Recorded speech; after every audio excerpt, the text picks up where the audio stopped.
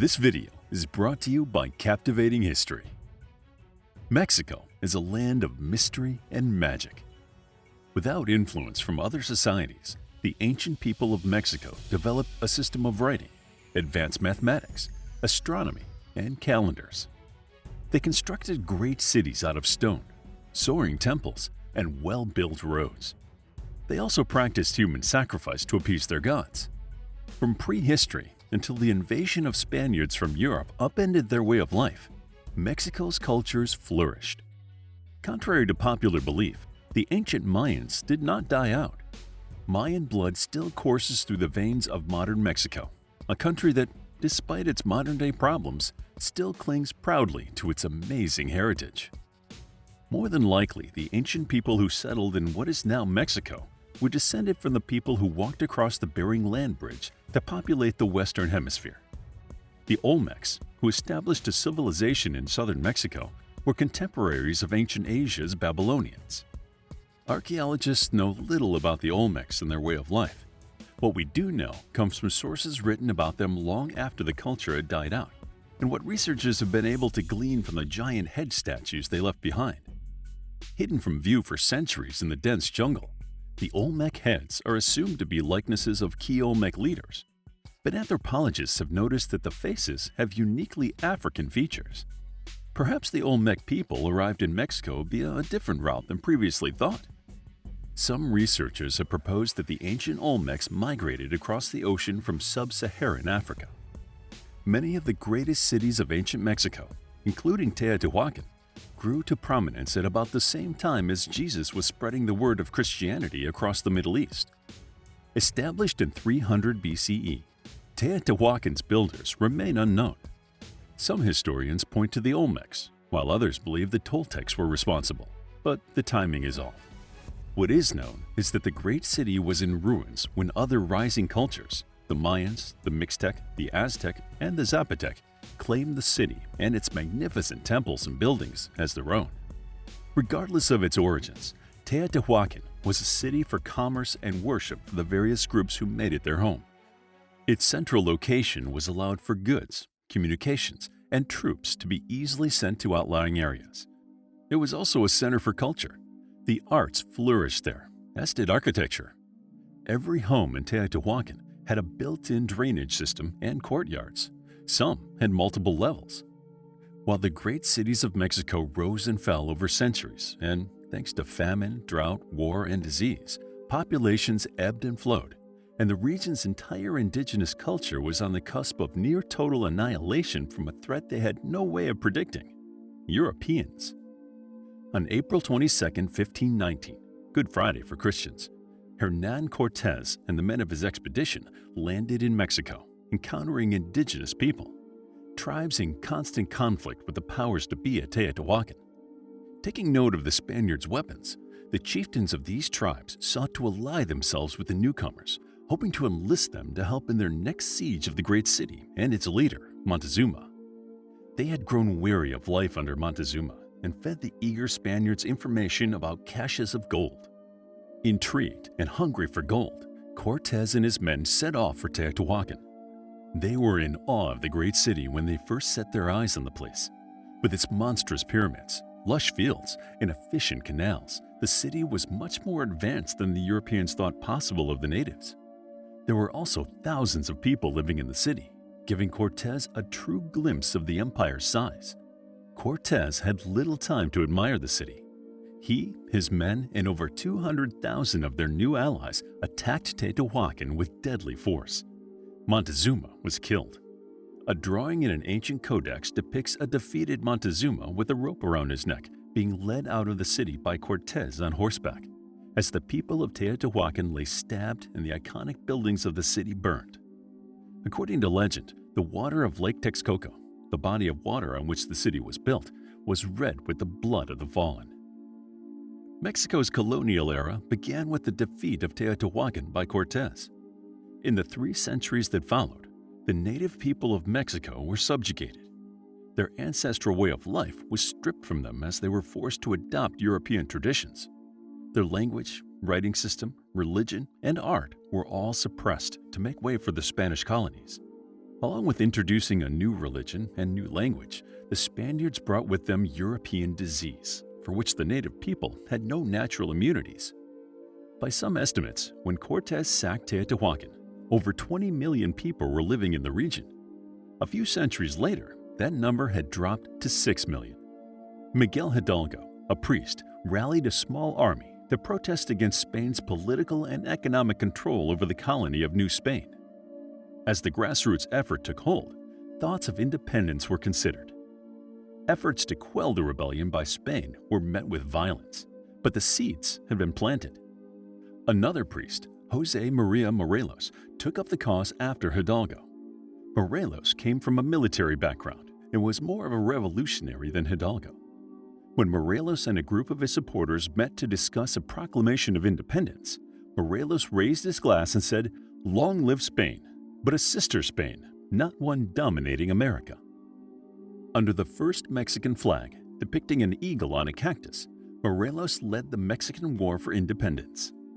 An early constitution, called Feelings of the Nation, was presented to Spain in 1813. In this document, Morelos removed the King of Spain's authority over the colony, abolished slavery, outlawed the payment of tributes, reserved jobs for non-Europeans, and instituted programs to help the poor. On September 27, 1821, the former New Spain colony became an independent nation, Mexico. The early days of independence were rough for Mexico. The country went through a slew of short-lived presidencies and policy changes as Mexico experienced growing pains. Mexico's land holdings were vast, extending into what is now Texas. The Mexican government, hoping to colonize Texas, offered a reward for the scalps of Native Americans, members of the Comanche, Cherokee, Apache, Wichita, and Tonkawa tribes, to clear the way for Mexican settlers.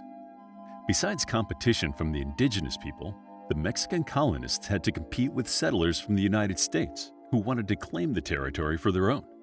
When American Stephen Austin, from whom the city of Austin is named, brought over 300 families to settle in Texas in 1825, the Mexican governor of Texas, Antonio Martinez, granted his permission with a few conditions. One of them was that the Americans could not bring slaves with them. Austin and his followers ignored that rule and brought their slaves along, counting on the vast distance between Texas and the Mexican capital to make the rule unenforceable. Tensions arose between the white American settlers and the Mexican and Native American inhabitants.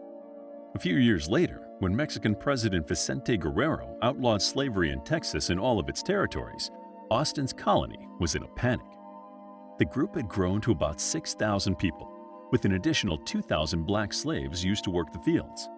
In 1836, Stephen Austin and his colonists plotted to oust the Mexicans from the region and, together with groups of German and Swiss settlers, declaring independence from Mexico. Antonio López de Santa Anna, the president of Mexico, was so angry at the Anglo settlers' defiance that he himself led the Mexican army to suppress the uprising. Santa Anna and his men arrived at El Alamo, a Spanish mission in what is now San Antonio, Texas. The Anglo rebels had sought refuge in the Alamo and fought to the death against Mexican troops in overwhelming numbers. The rallying cry of "Remember the Alamo" helped Texas later win its independence from Mexico, but after much bloodshed. Losing the Texas territory, and to a lesser extent some other regions of the former Mexican Empire, left Mexico with an identity crisis. Under Santa Anna's leadership, however, Mexico gained the Baja region and the Yucatan Peninsula.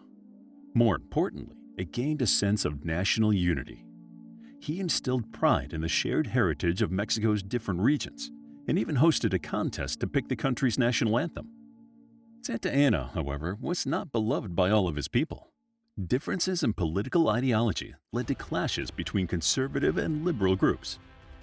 Despite its strides in developing its own national identity, Mexico was still considered prime territory, and European nations had their eyes on that portion of the Americas.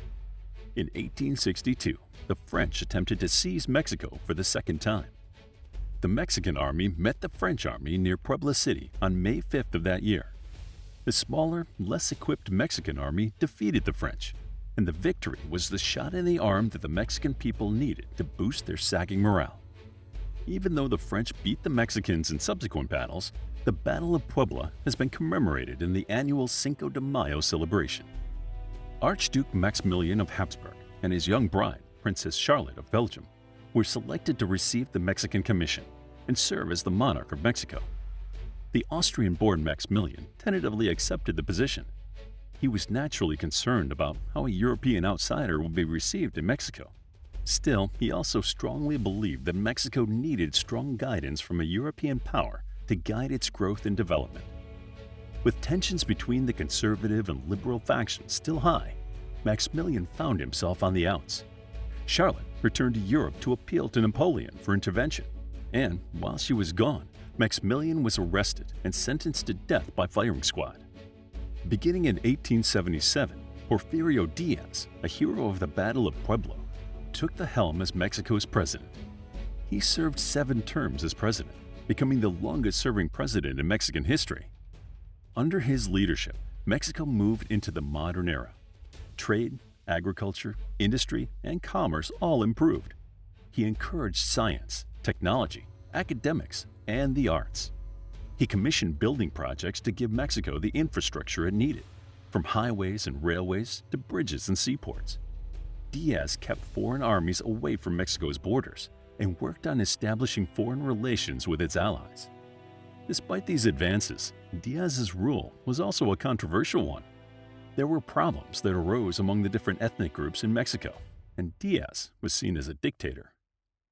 In 1910, the Mexican Revolution began, and the fighting lasted the entire decade. While the revolution tried to remove Diaz from power, the cause shifted from political to social reform. Mexican peasants demanded that their collective voices be heard.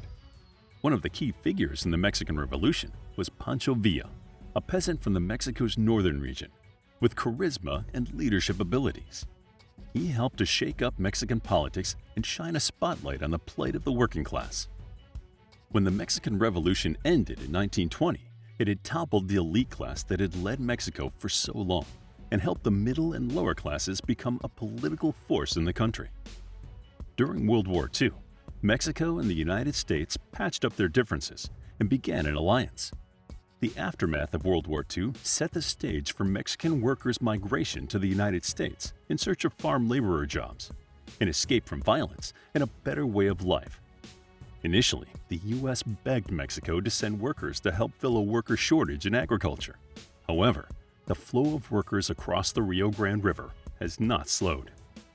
Although Mexico had entered the world stage and had created its national identity, some of the country's indigenous people wanted to retain their cultural identity and forced the Mexican government to acknowledge their needs.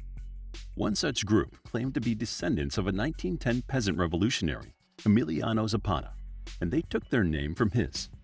The Zapatista army marched on the tourist town of San Cristobal, a community that had banned indigenous people because it wanted to keep the town tourist-friendly.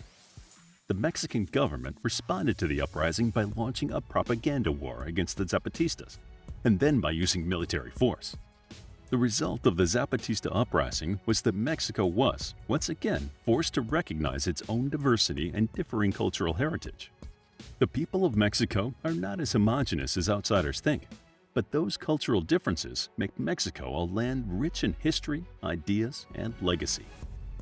To discover more about the history of Mexico, then check out our book, The History of Mexico, a captivating guide to Mexican history, starting from the rise of Tenochtitlan through Maximilian's empire to the Mexican Revolution and the Zapatista indigenous uprising.